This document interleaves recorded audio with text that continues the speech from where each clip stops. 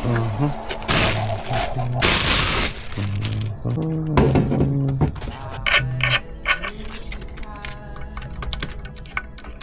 after natin matanggal to, iyanin natin siya rito, ha.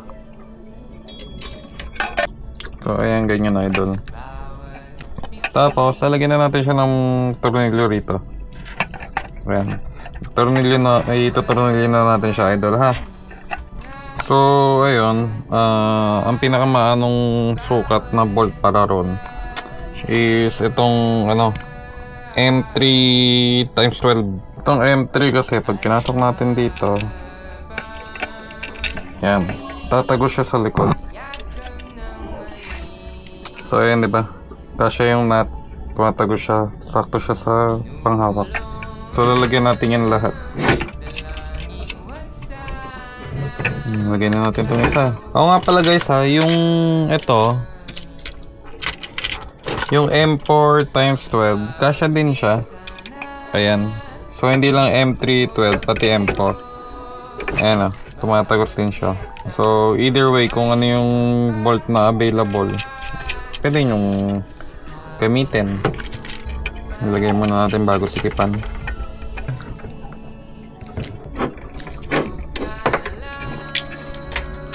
So ayan guys, okay. Lalagay na natin siya. Tapos importante yung ganitong bolt guys, ha. Para saan to? Ito yung ilalagay natin di. Mamaya makikita nyo kung para saan to.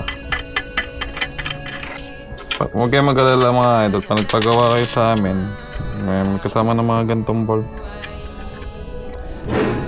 Yan. Okay. Next is ilalagay natin siya sa housing na lalagyan natin ng leveling. So yun nga, para malagay natin tong leveling. Kaya ina-advise ko sa mga nakaklik dyan, Ayoto housing na retrofit, kasi dyan nakafit tong leveling, tsaka dyan din nakafit tong bracket natin.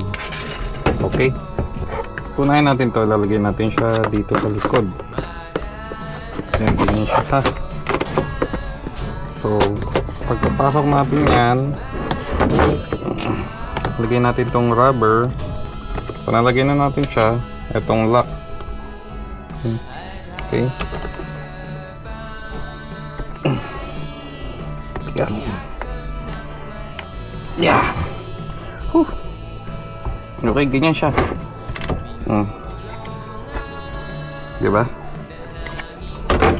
Tsaka natin ilalagay itong violet. So yung purpose nitong nut na to is para rito sa niya. Yan. Kita nyo. Ito yung lock niya, pasok natin dyan. Tapos i-shoot natin siya ron. Para lumubog yan, kuha tayo ng size yan, 8. Adjust natin. Okay, para pumasok siya. I-adjust pa natin ito pag nasa motor na, kung ano yung gusto nyo taas, ha. Pero para lang makita nyo yung tsura niya, ganyan siya. Para matansya na natin yung ikakat natin, kailangan natin ilagay itong shroud. Yan. Susok mo lang yun dyan.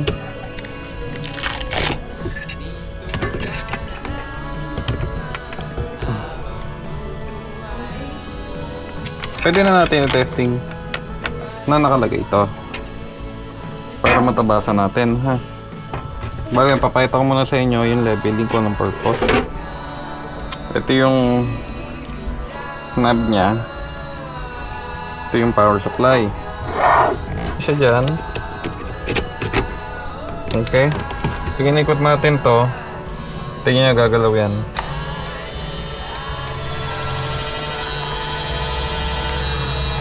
Ayan siya.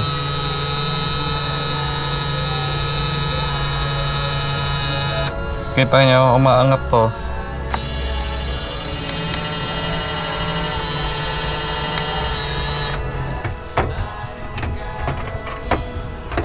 Pati sa taas, tumatama siya.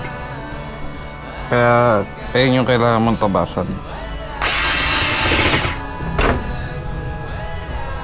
So yan, malinaw kung saan yung tatabasan natin ha. Nakikita naman natin eh oh. So mas maganda, lagyan natin ng marker.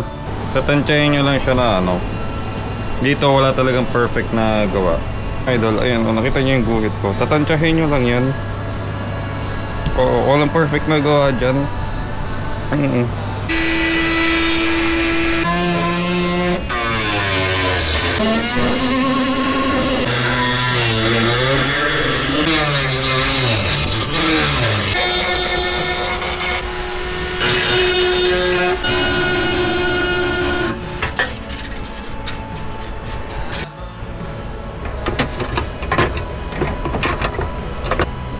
So ayan na siya idol, tatry natin kung tumatama pa. Yan. So wala nang tinatamaan na idol ha. Kita nyo. So okay na yan.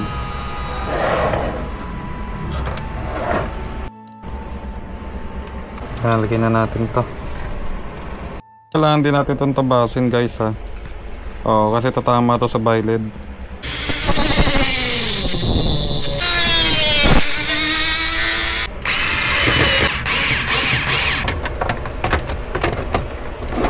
Ito naman violet idol ha. Ito kasi para to sa ano, mini driving light. Kung hindi kayo maglalagay ng mini driving light, pwede nyo lagyan itong acrylic. O ididikit nyo lang yun dyan. Pakabilaan yan. Yan. Kung hindi nyo lalagyan ng mini driving light, ayan para sumara siya. So ayun po ha. Natabasan na natin, nalagyan na natin yung kilay. Tapos natabasan na natin to para ma-adjust yung violet natin ha. So, tetesting muna natin yung mga RGB. So, ayan ha. Kita nyo naman ha, working na siya lahat. Okay. So, disclaimer lang po, hindi kami professional talaga gumawa nito. Ito lang po yung diskarte namin para gawin to ha. So, ayun. Marami po dyan mas magagaling po sa amin na mas maganda po yung pagkakabuild nila. So, ito lang po yung diskarte na ginagawa namin po. So, ayan, kita nyo naman, di ba? So, yung demon eye, ilalagay nyo na lang yan sa loob. Tapos, yung isa rito, isa rito, isa rito. Para po, ano, RGB din po. Yung flow ng signal tsaka, ano, demon eye nyo po. So, ayun idol. Sana nakatulong po tong video, ha. Thank you.